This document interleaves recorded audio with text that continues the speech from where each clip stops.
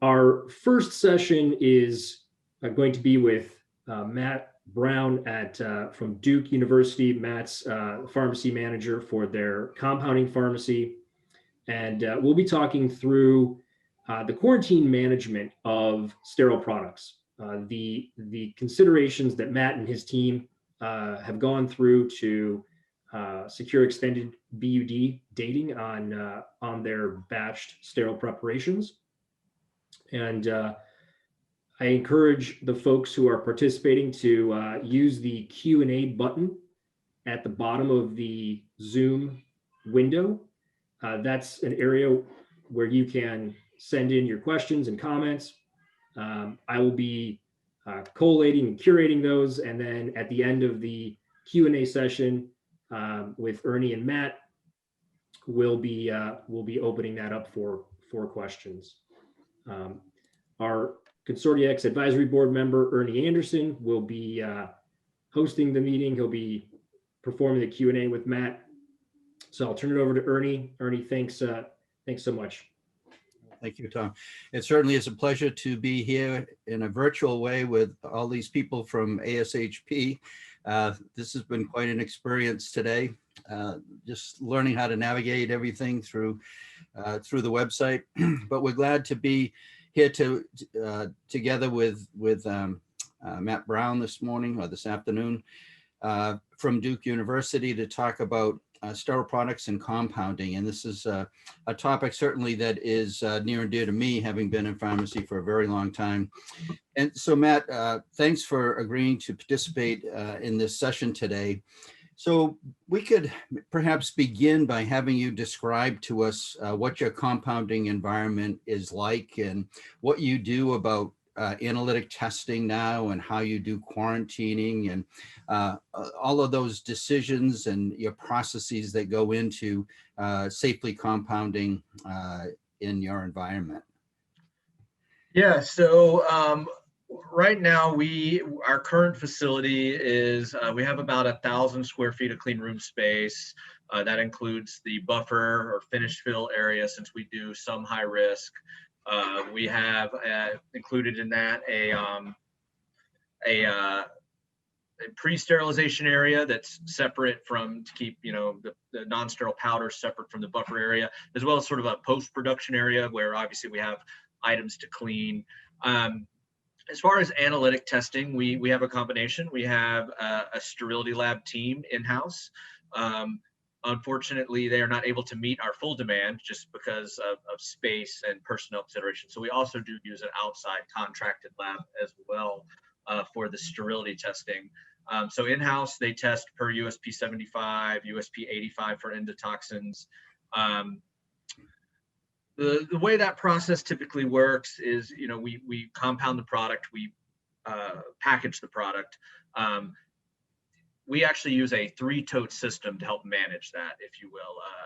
A red tote, which is a quarantined product, that is checked by a pharmacist and locked into a red tote and stored in a quarantine area, whether that be in the fridge or in a separate room. Not to take too much time, but we do have a process where we fill out a quote requisition for our in-house lab to indicate the product, how many were compounded, the number provided. That's checked by a pharmacist. They perform their testing, or it could be sent out to the contract lab as well. When those results return, our QA team, one of which is on the call now, does a thorough review of those results, of the compounding batch record, labels, everything that went in that batch as a final review before it's released. And at that point, part of the 3-tote system, if you will, they approve it for release. It is removed from that red tote and quarantine area and placed into either blue bins, which are stored in a room temperature storage area, or they go into a clear bin, which remains in the refrigerator. And those totes are, sides to colors, clearly labeled, and the quarantine are sealed to prevent inadvertent releases of quarantine products. So I have a couple questions that leads to. The first one is, are you making products that are just sterile to sterile or non-sterile to sterile, combination of both? A combination of both. I would say a majority of our products are sterile to sterile. So that would be in-sourced syringes, if you will. So your phenylephrine syringes for the ORs, a lot of different pre-mixed bags, norepinephrine bags, phenylephrine bags. But we do some high-risk products, typically out of shortage or something that's just not available in that concentration. So right now, like Ropib 0.2% is one we do from powder. But we do both as well, yes. And so you say that you're sending some of the analytics outside, and then some is done internally within Duke. So in order to, I guess, for a particular batch of a product, it probably would be a combination of some stuff has gone out to be tested and some in parts of that, those tests are done internally. Is that correct? The way that's divided up is if you're very familiar, if you're intimate with, USP 85 and 71 and the sterility testing process, there's a method suitability, and that method suitability has to be performed to prove that your sterility test process would catch any product if it were contaminated. So our lab has to perform that to quote, validate, as some labs call it, or prove the method suitability for that test. So our products are really divided into items that our lab has done method suitability, and then things that are sent out, maybe a newer item that we started doing because of a shortage or a new request where they have not had the time to perform that testing. And additionally, as I mentioned, space, our lab really doesn't have the space currently to continue adding new preparations. So that's typically how that's divided up. There's sort of some products that they've done the method suitability. If not, we rely on an outside lab to perform that testing. So typically, how long does it take for those test results to come back? In-house, it takes 15 business days, if you will. For the traditional method of sterility testing, or the gold standard, is membrane filtration. That takes 14 days of incubation time. Because we don't really do rolling submissions. Our laboratory staff comes here in the morning and has a batch of things to test from the day before. So that's where we get 15. So everything made, for example, today will be tested tomorrow. So that gives us a chance to collect everything, verify the right number's been pulled for testing and the paperwork's correct before we turn it over to them. So right now, 15 business days, if you will, to get that result back. Okay. And is it the same for the external lab as well? External lab typically takes a little longer because we have to overnight it, obviously, to the lab.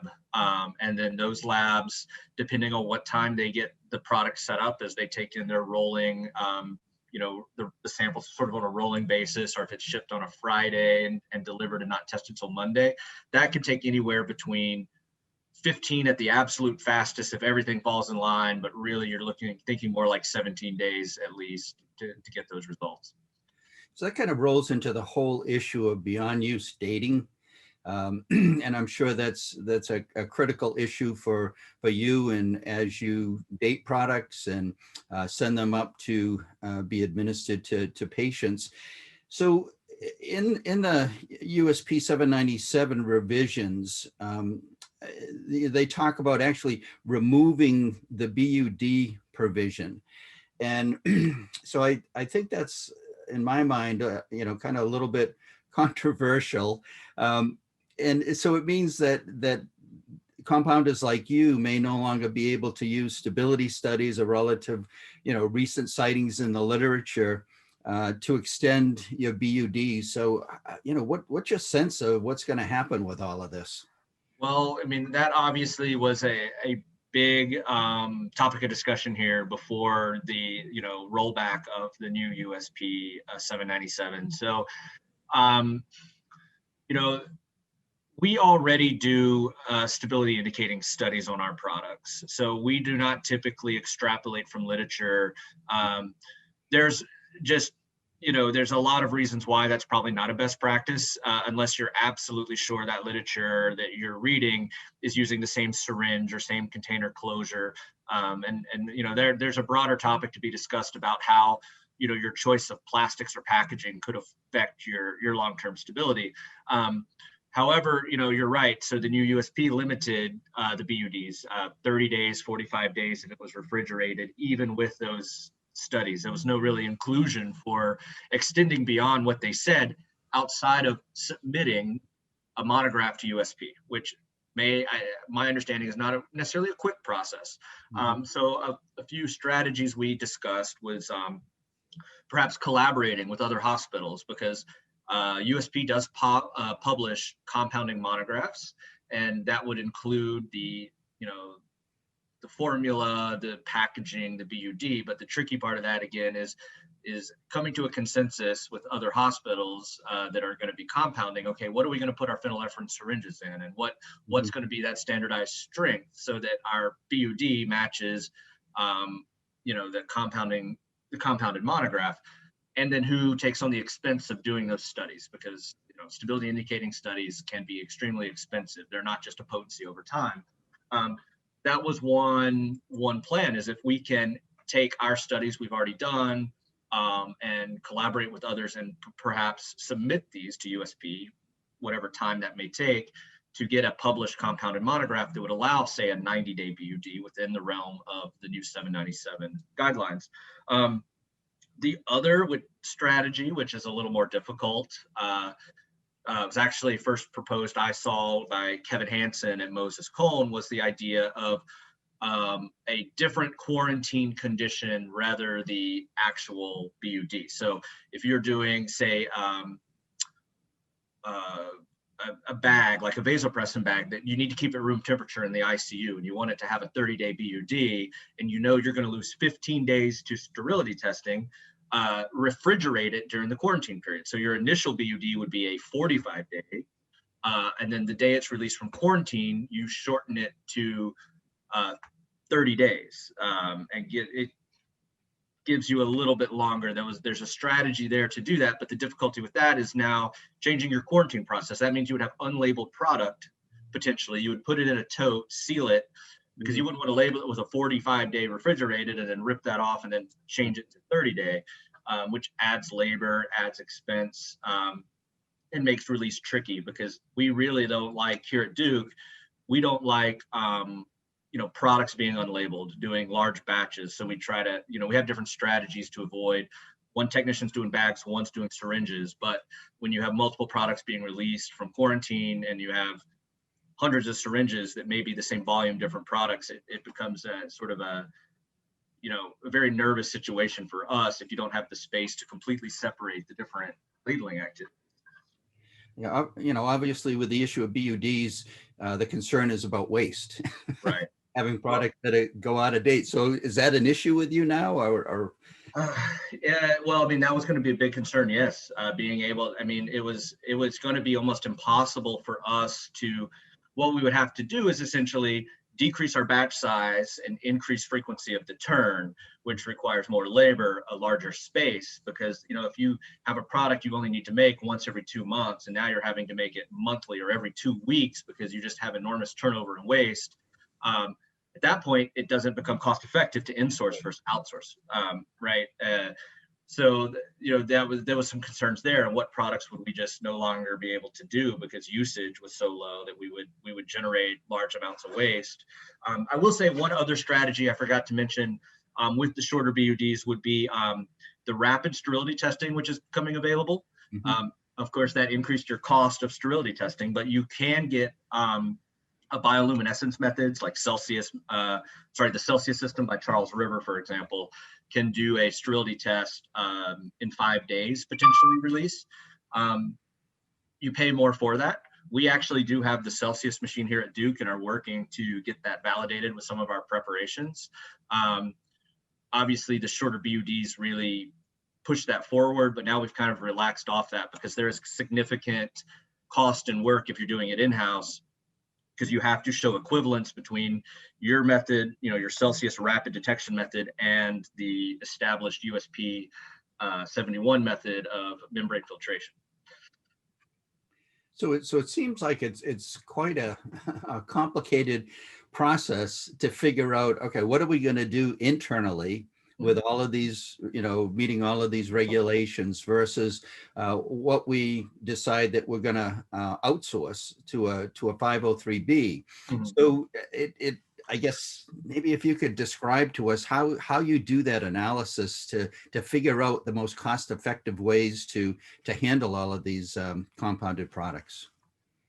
Um, well, for us, it's a little easier being established, but I mean, I having been here and being established doing these products, I assume it would be flipped if you're currently outsourcing. So you really need to look at your usage, right, and say, okay, how many of these products are we using a month? And if you're going by the shorter USP BUDs, you would need to look at, okay, what would be our optimal batch size for to minimize the waste, and how often are we going to have to turn that? What's going to be the labor involved? And so that sort of gives you a baseline cost of labor. And then of course you can add in materials and drugs, but then you need to look at the testing. And that can be significant. So a lot of times for us, the juice isn't worth the squeeze. If someone says, well, we want some eye drop batched and we only use 5 a month. Right. Well, if I want to make 5 eye drops, I still have to send 10 of them out for sterility testing, and that's still going to cost me $250. And so, there's actually been cases where we're saying, no, it's cheaper for you. The question on this was to repackage larger quantity of eye drops into smaller. Mm-hmm. But in that case, it's actually cheaper just to use the 15 ml bigger eye dropper one time and throw it away. And the same would be true with outsourcing. You kind of look at that cost and say, okay, we need to make this many, pay this much for sterility testing. And what's the 503B offering it for with their economies of scale?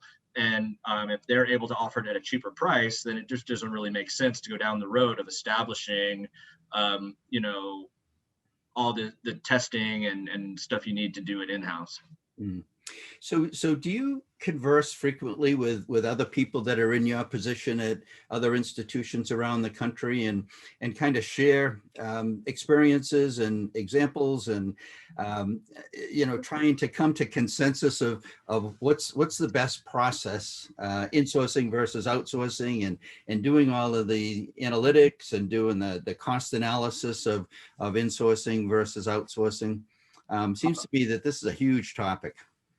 Yeah, honestly, when it comes to actual cost analysis and like, should we do it or is it something we should consider?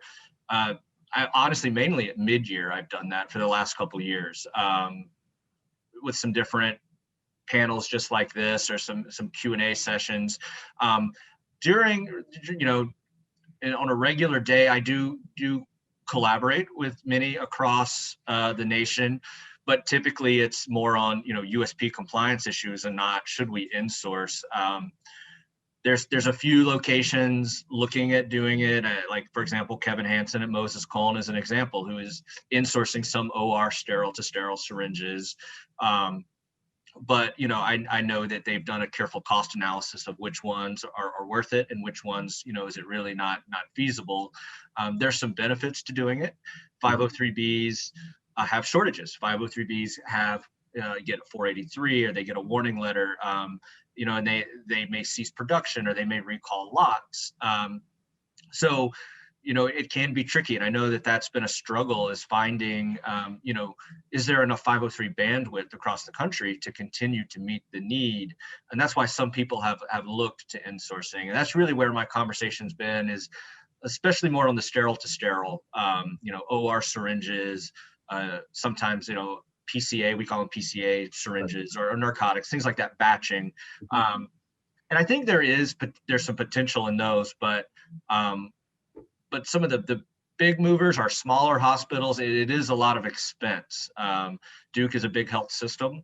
And sometimes our usage, and I think talking with you, I know, our monthly production matches that of some 503Bs that may serve 14 or 15 smaller hospitals just because of our size and complexity. So it really depends on your individual, your individual hospital situation and what products you're looking to bring in-house. Yeah, I certainly think it varies across the country. And as you say, it really depends on the size of the hospital and the capacity that they have. I mean, you're a pretty sophisticated place in comparison to many others around the country. In fact, there are not that many that are doing non-sterile to sterile in the hospital. You're one of the few. And I admire you guys for what you've done. And It's quite remarkable. So, Tom, are we ready to take some questions from the audience? Ernie, we could certainly have a quick question. One of the ones that came through, let me just grab it, was around, Matt, you talked about having to send the products out for analytical testing, both in-house and externally. How often is there a need to supply more sterile preps to the analytical testing site for any additional test work that would need to be done? Is that common or not so common? It depends. So for the outside lab, Okay. it happens on occasion. I'll say the number one reason is shipping. Something gets damaged in shipping. Or there's a shipping delay and something refrigerated gets delivered too late, which is always a risk, especially, you know, with the pandemic going on and all the pressures put on FedEx and UPS and the different logistics companies. On occasion, you have to be careful, like especially with our in-house lab, is you never want to test to get the result you want. So we never will supply a test because, oh well, you know, it may be 5 days and there was growth. Give us, you know, 10 more samples and we'll retest. No, I mean, a positive is a positive.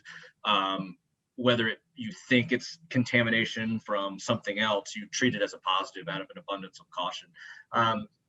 But the only other instance where we would submit them, and typically a lot of times this brings up bigger quality issues, is like an underfill, for example. So USP stipulates how much you must test out of each product. And sometimes our microbiologists come to us and say, hey, I had 2 or 3 syringes where I noticed I had 4.8 mLs instead of 5 mLs. And that would, we want to make sure we're testing the right volume, but then that would also sort of start a bigger investigation of, okay, do we have underfilled syringes, which would involve us going through and, you know, obviously pulling underfills and things like that. But other than that, it's fairly rare unless they make a mistake in the lab, which has happened with our outside lab. And they'll typically, you know, refund you the fee and say, oh, we're so sorry, you know, we dropped a vial or we did such and such. But for the most part, they don't ask for extras, like just without a valid reason. Mm-hmm. Hey, Tom, can I jump in with a question about these outside labs to Matt? Yeah. You know, what I'm hearing from several people around the country is because people are sending out lots more stuff nowadays to these analytical labs, outside analytical labs. I'm not sure if they have the capacity to deal with all of it. And as a result, I'm hearing that there's some issues with getting return times that get extended and really put pressure on the whole BUD issue. What's your experience there? We've been fortunate that with our sort of limited outside lab, I mean, I will admit they are, it does take considerably longer. I mean, sometimes here at Duke, we have demand for our products, especially if it's one where we do have a few products that get wasted. We might make them once every 2 months and we compound them again when they're about to expire. And so we try to minimize that waste by compounding roughly 3 weeks out to allow for the BUD, for the quarantine period. And those products go out to the outside lab. You know, we've had situations, whether it be shipping delays or our laboratory delays because of volume. It does put a crunch. I could see, especially if you had a shorter BUD, yes, absolutely. It would put a lot of pressure on it. And then for us, sometimes it pushes up against that. All the product we made 2 months ago is expiring on Wednesday, and the lab is telling us we're not going to get a result till Friday. And so we have those situations, and we have to, we work through those with the clinicians and the individual locations that may need it. But, and I can see that they're definitely being crunched. I know that it's not common to have an in-house sterility lab. It takes specialized, it takes very specialized knowledge to do that. And it's not it's not your hospital's clinical lab. So and a lot of 503Bs don't even have that in-house, especially smaller 503Bs have that in-house capability. So as 503Bs expand to meet demand, these labs naturally are going to see higher levels of testing come through. Mm-hmm. Got another question, Tom? Yes, we do. Matt, could you talk a little bit further about the space management that considerations for you, the 3-tote system you guys have?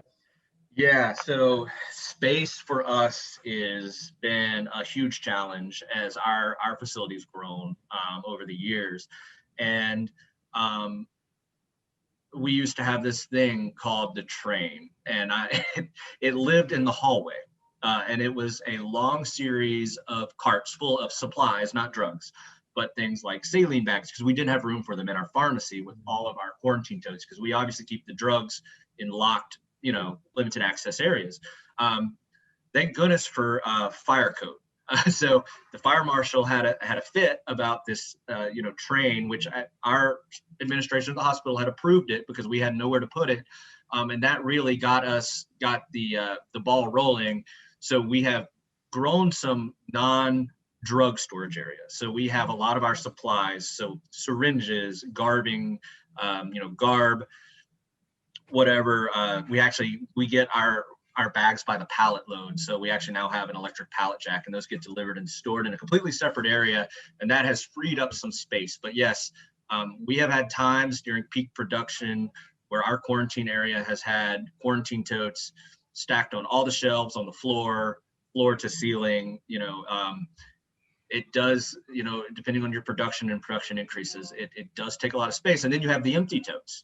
So when your production isn't as high, where do you store the empty totes? So, if you're going down that road, it does present some challenges, especially, everybody's fighting for space in a hospital and healthcare setting. So we have had challenges, but we've been able to work through them, get creative.